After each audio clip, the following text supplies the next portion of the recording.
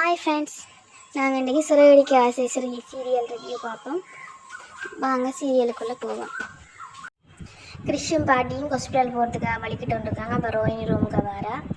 அப்புறம் ரூமுக்கு வந்து வலிக்கிட்டிங்களான்னு கேட்க ஓகே என்னன்னா பேருந்து கிறிஷ் கேட்க அம்மா நீ வருவாய் தானே கேட்க ஓகே நான் வருவேன்னு சொல்கிறேன்.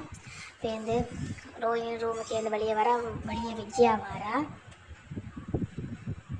விஜயா வந்து இவங்க வலிக்கிட்டாங்களா என்னென்னவோ வலிக்கிட்டாங்க அவங்க போகிறாங்கன்னு சொல்ல சரி ஓகேன்னு சொல்கிறா. அப்போ கிறிஷியம் பாட்டியும் வெளியே வந்து நாங்கள் போயிட்டு வரோம்னு சொல்கிறா. சரி ஓகே போயிட்டு வாங்க, திருப்பி நீங்கள் வராதீங்க, இதை நான் தங்குறதுக்கு சத்திரம் இல்லை, இது எங்களோட வீடுன்னு சொல்லி அவங்கள பேசுகிறா. கிறிஷியம் பாட்டியும் விஜயா தப்பா பேச ரோஹினி கவலையாக கிடக்கு. அவள் கண்ணே கலங்கிது. அப்போ மனோஜ் வெளியே இருந்து வாரு. ரோஹினியோட கண் கலங்கி இருக்கிறத பார்த்துட்டு என்னாச்சு ரோஹினி ஏதாச்சும் ரோஹினின்னு கேட்க இல்லை தூசி விழுந்துட்டு கண்ணுக்குன்னு ரோஹினி சொல்லி சமாளிக்கிறேன் வான்னு சொல்லி அவர் ஊதி விடுறாரு.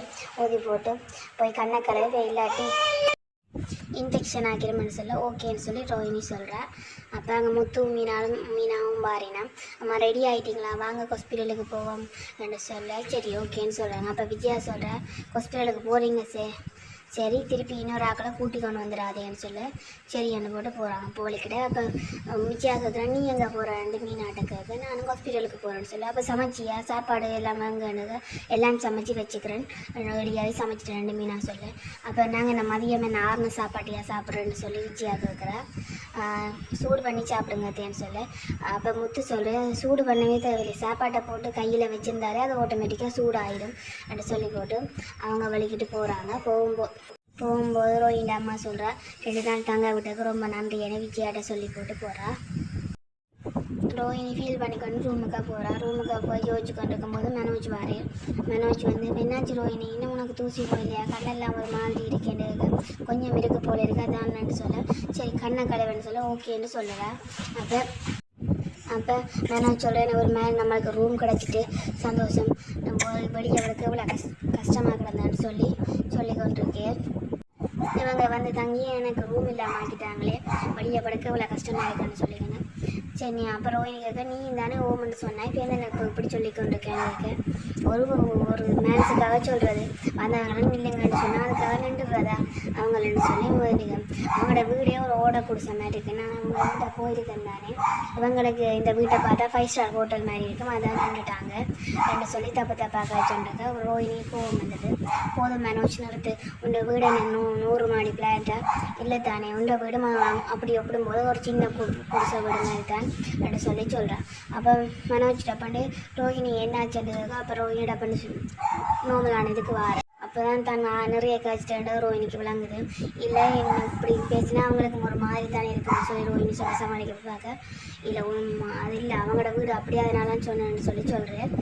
பேர் சொல்கிறேன் உன்னோட வீட்டோட மலேசியா உன்னோட வீட்டோட ஒப்பிடும்போது இந்த வீடு சின்ன வீடு தான் அதுக்காக நீ இவங்களோட ஒப்பிட்டு இப்படி சொல்லிட்டேன்னு சொல்லி மனோஜ் சொல்லி கொண்டிருக்கேன்.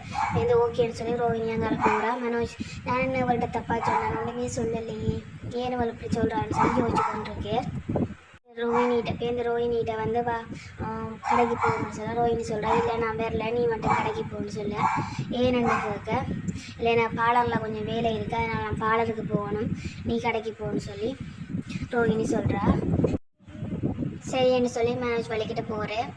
இங்கால பார்த்தா முத்து மீனாவும் இவங்களை கிறிஷியம் பாட்டியும் ஹாஸ்பிட்டலில் கொண்டு வந்து இருத்தி வச்சு போட்டு டாக்டருக்காக வெயிட் பண்ணி கொண்டிருக்காங்க. அப்போ இவங்க 2 பேரும் வெளியே போயிட்டு முத்து மீனாவும் ஹாஸ்பிட்டலுக்கு டாக்டரை பார்த்துட்டு வரணும் நாங்கள் போகிறாங்க. அப்போ அந்த டைம் பார்த்து கிறிஷ் கேட்க பாட்டி அம்மா வருவாவான்னு கேட்க அவளுக்கு என்ன சொல்கிறேன்னு தெரியல அம்மா வருவான்னு எதிர்பார்த்துட்டுருக்கேன் என்னாச்சோ ஏதாச்சோன்னு தெரியலன்னு யோசிச்சு கொண்டு இருக்கும்போது டாக்டர் வந்து கட்டை பிரிப்போம்னு சொல்லி கட்டை பிரித்தேன் ஒவ்வொன்றும் மெதுவாக பிரித்து கொண்டிருக்கேன். பிரிச்சுட்டு கண்ணை துறவுங்க மெதுவான்னு சொல்ல கிறிஷ் மெதுவாக கண்ணை துறக்கிறான். கண்ணை துறந்தால் ஒரு மங்களான உருவம் தெரியுது. ஆரண்டு பார்த்தா அது ரோஹினி வந்து முன்னுக்கு நிற்க கிறிஷும் பார்த்து நல்லா ஹாப்பியாகிறான். சேர்ந்து அம்மான்னு சொல்லி கூப்பிட்றான். அப்போ ரோஹினியும் வந்து அவனை கட்டி பிடிச்சி தூக்குறா. இது அப்புறம் இந்த கிறிஷும் ரோஹினியும் இந்த கழிச்சு கொண்டு இருக்கும்போது வெளியே போன மீனா வந்து இவங்க காய்ச்சி கொண்டிருக்கிறத பார்த்துட்டு என்ன ரோஹிணி இங்கே வந்துக்கிறீங்கன்னு கேட்க இல்லை ஹாஸ்பிட்டலில் ஹேட்டல்கள்லாம் கொடுத்தனா அதை பற்றி ஒரு மேனேஜர்கிட்ட கதைக்கணும் அதான் வந்து நான் அதோட இவங்க பேக்கையும் வீட்டை விட்டுட்டு வந்துட்டாங்க.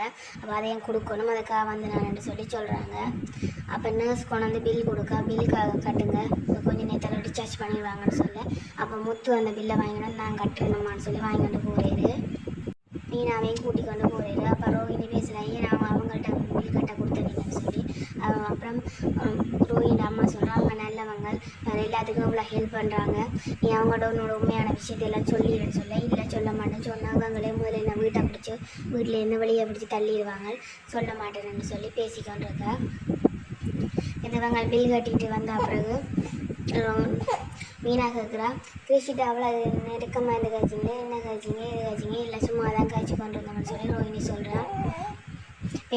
ரோஹிணி சொல்கிறேன் ஆண்டி நீங்கள் இவருக்கு பில் கட்டின காசு கொடுக்கணும்னு சொன்னீங்களே கொடுக்கலையான்னு அதை கொடுக்க போகிறேன்னு போக முத்து சொல்ல இல்லைம்மா வேண்டாம் நாங்கள்லாம் ஒரே குடும்பம் வேண்டாம்னு சொல்லி சொல்கிறேன். மீனா கேட்குற அம்மா உங்களோட மகளோட ஃபோன் நம்பர் தாங்கம்மா கதைச்சா நல்லா தானே இங்கே வந்தால் கிருஷிக்கு கொஞ்சம் சப்போர்ட்டாக இருக்குமான்னு சொல்லி கேட்குறா. அப்போ அதோட என்ன சொல்கிறேன்னு தெரியா ரோஹிணி அம்மா யோசிக்கா ரோஹிணியும் முடிச்சு கொண்டு நிற்கிறா. அதோட தொடர்ந்து போட்டாங்க. நாளையான எபிசோடில் பார்த்தா மீனா ஒரு சாப்பாடும் செய்யலை.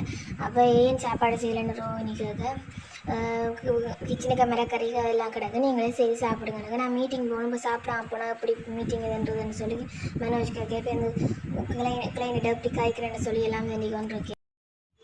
என்ன செய்கிறதுன்னு தெரியாமல் காய்ச்சி கொண்டிருக்கும். அப்போ முத்துட்ட வந்து என்னடா இப்படி செய்கிறான்னு சொல்ல முத்துவே எனக்கே தெரியலை ஒரு வாரம்னு அவரே யோசிச்சுக்கோங்க ஏன் மீனை எப்படி செய்கிறான்றது முத்துக்கே தெரியலை அதான் அவரே யோசிச்சுக்கொண்டு. ஓகே ஃப்ரெண்ட்ஸ் இந்த எபிசோட் முடிஞ்சு மறக்காமல் சப்ஸ்கிரைப் பண்ணுங்கள். Thank you so much.